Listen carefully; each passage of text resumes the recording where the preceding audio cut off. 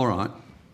On another issue, what is the gender workplace hours gap? The agency reports a workplace gender pay gap comparing male full-time employees and female full-time employees, but male full-time employees work longer hours on average than female full-time employees.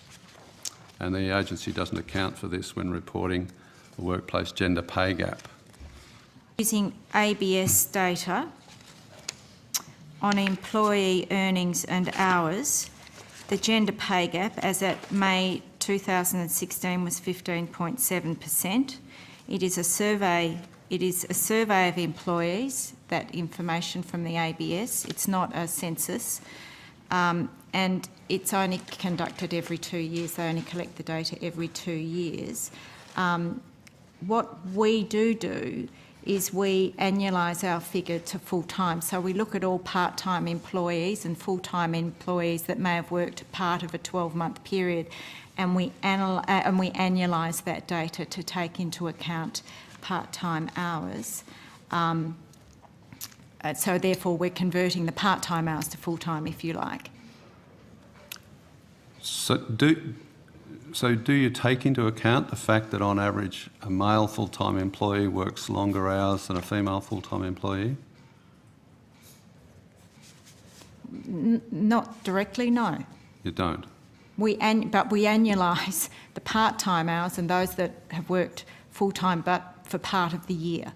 So that way, because at the moment, what I can tell you is women work part-time at 3 times the rate of men. So by annualising it, we are looking at a more realistic... So you base it on annual salary? Yeah. What about if you did it on an hourly rate? What would be the gender hourly pay gap? Well, we don't have that data, Senator. You don't have that data? No, because we ask for annualised salaries from our employers when they report their data in. Okay, so if a woman was working fewer hours but earning the same rate per hour as a man doing the same job, would that show up as a gender pay gap? No. But, well, then in that case you are looking at hourly rates.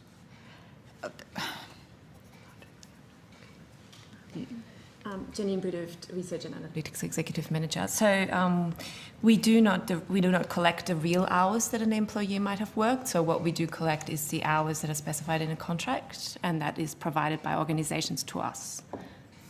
If that makes sense. Yeah, but I mean, do you annualise it on the assumption that men and women are working the same number of hours, or is it actual earnings? It's actual earnings, and we are unable to. We don't have the data to distinguish or to then adjust for hours, because we cannot collect the real hours that employees are working. So it's not possible to tell whether any or some of the gender pay gap is just simply attributable to a different number of hours worked. Is that right?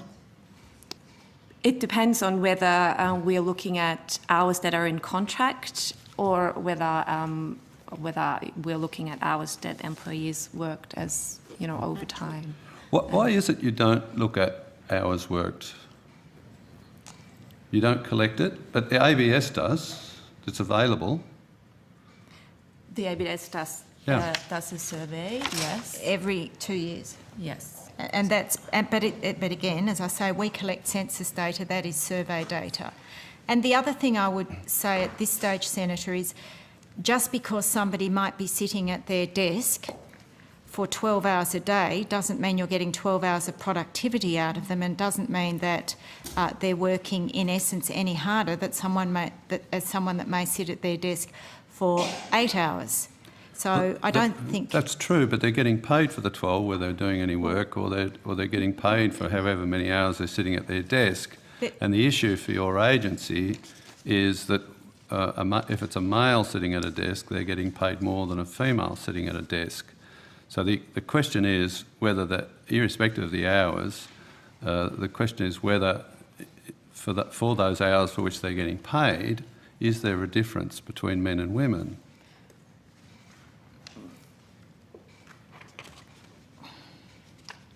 So We don't collect information on ours, Senator.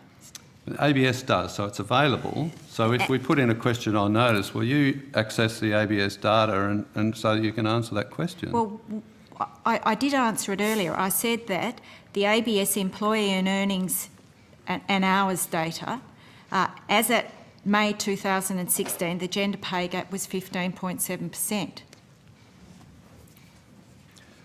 That, if I understood you correctly, it's referring to annualised salary, is that right? Not. What's the gap based on? Per hourly rates or annual incomes or annualised incomes, or what are we talking about here?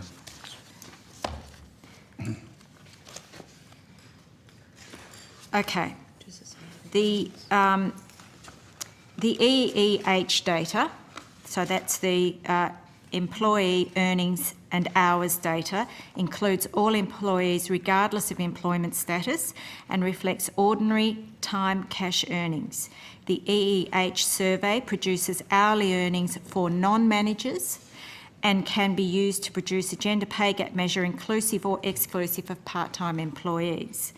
The EEH data can also be configured in a variety of other ways that are useful to the gender pay gap estimates, e.g. managerial versus non-managerial employees.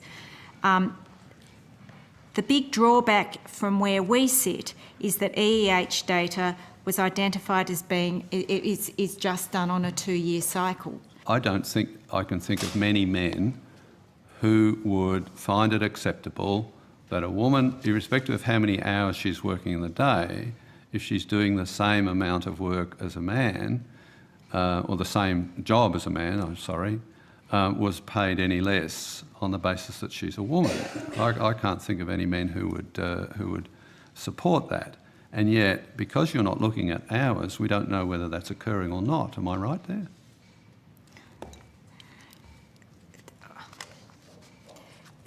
Senator, I think at this stage, as I've said to you, we are unable to collect and analyse that data. There are other countries, of course, that do that, and we will... Not even every 2 years with the ABS survey data? You could do it at least every 2 years.